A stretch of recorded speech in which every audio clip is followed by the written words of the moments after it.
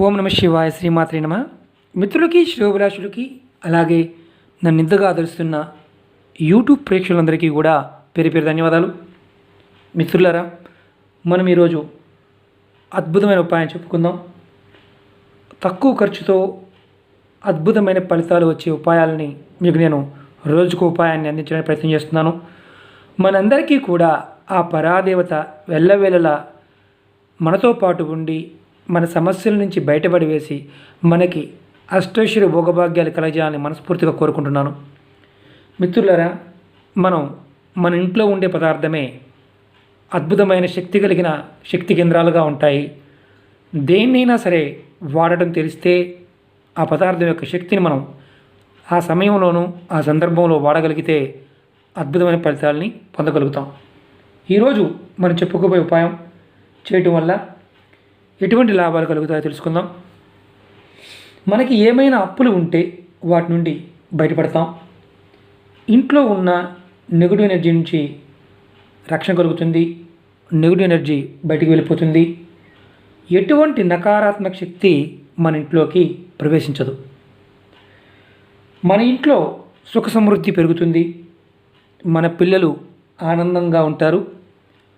సుఖ సంతోషాలతో పెరుగుతారు. ఈ ఉపాయం భగవంతుడు మనం కరెక్ట్గా చేస్తే, ఒక దైవ ప్రక్రియలాగా భావించి చేస్తే ఖచ్చితమైన ఫలితాలు వస్తాయి. మిత్రులారా, మీకు ఈ వీడియో నచ్చినట్లయితే లైక్ చేయండి, నా ఛానల్ సబ్స్క్రైబ్ చేసుకోండి, గంట సింబల్ని యాక్టివేట్ చేసుకోండి, 10 మంది మిత్రులకి షేర్ చేయండి. ఇవి ఖర్చు పెట్టేవి కాదు, అలాగే మీరు నాకు ఇచ్చే డబ్బులు కూడా ఏమీ లేవు. వీటి మీద మనస్ఫూర్తిగా చేయాలి. ఇప్పుడు మీకు ఉపాయాన్ని జాగ్రత్తగా వినండి, స్కిప్ చేయకుండా చూడండి. స్కిప్ చేస్తే ఈ ఉపాయాలు అర్థం కావు. ఇవి ఎందుకంటే మనం వాడే పదార్థాల్లోనే అద్భుతమైన దైవశక్తులు కలిగి ఉంటాయి. మనం ఈ ప్రక్రియకు కావాల్సింది ఉప్పు, మిరియాలు, అలాగే వేప ఆకులు. మనం సహజంగా పులుపు, ఉప్పు, ఘాటు ఉండే పదార్థాలని వాడుతూ ఉంటాం. నిమ్మకాయలు అమ్మవారికి వేస్తూ ఉంటాం. అలాగే దిష్టికి ఉప్పును వాడుతూ ఉంటాం. మిరియాలు దేవతా పదార్థాలకు వాడుతూ ఉంటాం. యజ్ఞయాగాదుల్లో వాడుతూ ఉంటాం. ఉప్పును కూడా వాడుతూ ఉంటాం. వేపాకు గురించి మీ అందరికీ బాగా తెలుసు. నిమ్మకాయ, ఉప్పు, మిర్చి లాంటి పదార్థాలు మనం వీటిని దిష్టి తీయడానికి, చెడు దృష్టి నుంచి రక్షణ పొందడానికి వాడుతూ ఉంటాం. నల్ల మిరియాలు వీటిల్లో అంటే ఈ పదార్థాల్లో రాజు లాంటిది. ఎందుకంటే నల్ల మిరియాలకి అద్భుతమైన శక్తి ఉంటుంది. అంతకుముందు వీడియోలో కూడా మనం నల్ల మిరియాల గురించి చెప్పుకున్నాం. ఎటువంటి సమస్య నుంచి అయినా సరే బయటపడాలనుకున్నప్పుడు మిరియాలకి ఆ శక్తి ఉంటుంది. కరెక్ట్గా వాడగలిగితే రామబాణంలా పనిచేస్తుంది. మీకు ఎప్పుడైనా సరే నజర్ అంటాం, అంటే దృష్టి దోషం, లేదా మనల్ని ఏదైనా దుష్టశక్తి ఆవహించిందంటే భూత ప్రేత పిశాచాలు ఆవహించాయని అనుకున్నప్పుడు తంత్రమంత్ర ప్రయోగాలు ఇబ్బంది పడుతూ ఉన్నా, ఇంట్లో అశాంతి ఏర్పడి ఎప్పుడు ఏదో సమస్య ఇబ్బంది పెడుతూ ఉన్న నల్ల మిరియాలతో వాటిని విధి విధానంగా వాడితే ఇలాంటి సమస్యల నుంచి బయటపడవచ్చు. ఈ ఉపాయాన్ని తెలుసుకుందాం. ఈ కల్లుపు చూస్తున్నారు కదా, మీరు కల్లుపు తీసుకోవాలి. 9 మిరియాలు తీసుకోవాలి, నల్ల మిరియాలు తీసుకోవాలి. అలాగే 9 వేపాకులు తీసుకోవాలి. 1 2 3 4 5 6 7 8 9 వేపాకులు తీసుకోవాలి. ఇది ఎప్పుడు చేయాలంటే శుక్లపక్షం మంగళవారం నాడు ఉదయం 6 దగ్గర నుంచి మధ్యాహ్నం 12 లోపు చేయాలి. అంటే ఏమాత్రం 6కు ముందు కానీ 12 తర్వాత చేస్తే పనిచేయదు. శుక్లపక్షం అంటే మనకి అనుమానం వస్తుంది. అంటే మనకి నెలపొడుపు దగ్గర నుంచి పౌర్ణమి వరకు ఉన్నదాన్ని శుక్లపక్షం అంటారు. ఈ శుక్లపక్షంలోనే చేయాలి. శుక్లపక్ష మంగళవారం నాడు ఈ ఉపాయాన్ని చేయాలి. అది కూడా మొదలు పెట్టవలసిన టైం 6 నుంచి మధ్యాహ్నం 12 గంటల మధ్యలో చేసుకోవాలి. ఇది ఏం చేయాలంటే మీ పూజా మందిరంలో ఒక స్టీల్ డబ్బాలో కానీ లేదంటే ప్లాస్టిక్ దాంట్లో కానీ కొంచెం ఉప్పు తీసుకోండి. కళ్ళు ఉప్పు, దొడ్డు ఉప్పు చూస్తున్నారు కదా. దీన్ని మన లోకల్ భాషలో రకరకాల పేరుతో పిలుస్తూ ఉంటాం. కళ్ళు ఉప్పు కానీ, దొడ్డు ఉప్పు కానీ, రాతుప్పు అంటూ ఉంటాం. మన ఏదైతే భాషలో పిలుచుకుంటూ ఉంటాం దాన్ని బట్టి మనం వాడుకోవచ్చు. ఈ ఉప్పుని తీసుకోండి, ఇలా బౌల్లో పోసుకోండి. మీ పూజా మందిరంలో స్నానం చేసి కూర్చోండి. ఈ ఉపాయం నెలసరి ఉన్నప్పుడు మాత్రం చేయమాకండి. ఒంట్లో నెలసరి ఉన్నా కానీ, మైలు ఉన్నా కానీ చేయమాకండి. మిగతా ఏదైనా చేసుకోవచ్చు. అంటే ఎవరైనా చనిపోయి ఉన్నప్పుడు చేయకూడదు. 15 రోజుల తర్వాత ఎవరైనా చేసుకోవచ్చు. చనిపోయిన 15 రోజుల తర్వాత, పెద్ద కర్మ పూర్తయిన తర్వాత ఎవరైనా చేసుకోవచ్చు ఈ ఉపాయాన్ని. అలాగే ఈ ఉపాయం చేస్తున్నప్పుడు ఎవరికైనా అంటే ఆ రోజు నెలసరి ఉంటే మాత్రం చేయవద్దు.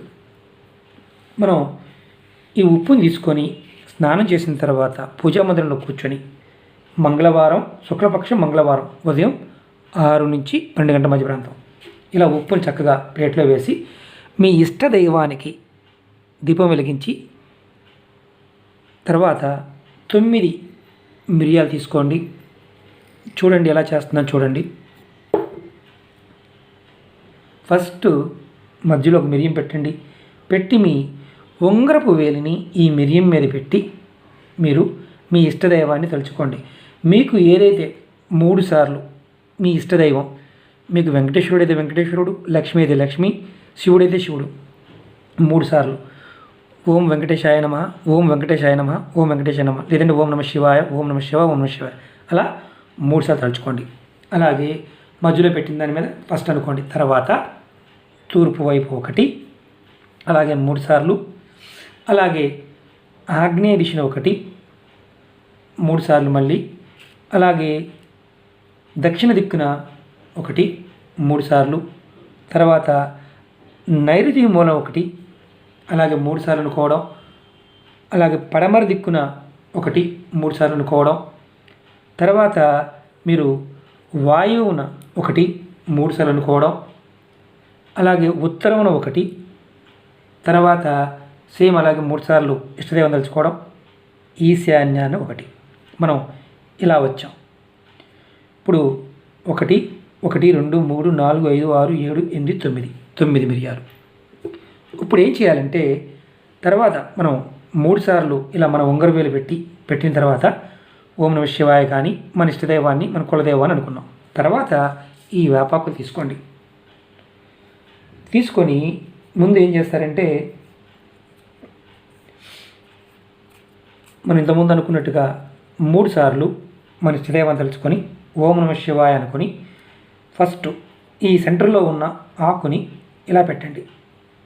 ఈ కొన ఆకు మొదలు కిందకు ఉండాలి, కొన పైకి ఉండాలి, మరియు వైపు ఉండాలి. అలాగే 3 సార్లు మళ్ళీ ఆకుని మన ఇష్టదైవాన్ని తలుచుకొని ఈ కొన నుంచి ఇలా పెట్టాలి. అంటే ఫస్ట్ పెట్టిన మిరియం ఉంది కదా, మధ్యలో పెట్టాం, తర్వాత తూర్పుని పెట్టాం, తర్వాత ఆగ్నేయ మూలకి. అలాగే 3 సార్లు మళ్ళీ ఇష్టదైవాన్ని తలుచుకొని ఈ కొనని ఇక్కడి నుంచి ఈ మిరియం మీద పెట్టాలి. అలాగే మళ్ళీ ఇష్టదైవాన్ని తలుచుకొని 3 సార్లు మనం ఈ కొన నుంచి ఇలా పెట్టాలి. మళ్ళీ అలాగే 3 సార్లు ఇష్టదైవాన్ని తలుచుకొని సేమ్ అలాగే ఈ కొన మాత్రం ఈ చివర ఆని ఉండాలి. తర్వాత మళ్ళీ 3 సార్లు తలుచుకొని ఇష్టదైవాన్ని తలుచుకొని మళ్ళీ మనం ఇలా పెట్టాలి. అలాగే ఈ ఆకును కూడా రౌండ్గా పెట్టాలి. ఇష్టదైవాన్ని తలుచుకొని ఈ కొన నుంచి మళ్ళీ ఈశాన్య వైపు దానికి పెట్టాలి. తర్వాత 9వ ఆకు, ఈ ఆకుని ఈశాన్యం నుంచి తూర్పు భాగానికి ఇలా పెట్టాలి. చూశారు కదా ఇలా ఆకును కూడా 3 సార్లు మన ఇష్టదైవం తలుచుకొని పెట్టాలి. ఆకులు వేపాకుల్ని ముందు రోజు తెచ్చుకోండి, ఇబ్బంది లేదు. వేపాకు ఇది ఉన్నప్పుడు ఈ 3 పదార్థాలతో చేయాలి. ఇలా పెట్టిన తర్వాత ఏం చేయాలి, మనం ఈ పదార్థాన్ని ఈ గిన్నెని మన పూజా మందిరంలో కానీ మనం పూజ చేసుకునే అలమరలో కానీ, ఒకవేళ మనం పటాలు పెట్టి చేసుకుంటాం కదా, ఆ ప్రదేశంలో ఖాళీ ఉన్నప్పుడు ర్యాక్లో కానీ పూజా మందిరంలో కానీ పెట్టండి. అర్థమైంది కదా? మీరు పెడుతున్నప్పుడు మీకు ఏదైతే సమస్య ఉందో ఇలా చేతితో పట్టుకొని ఆ సమస్య అనుకొని మీ కులదైవానికి కానీ మీ ఇష్టదైవానికి అనుకొని ఈ బౌల్ని ఇలా పెట్టేయండి.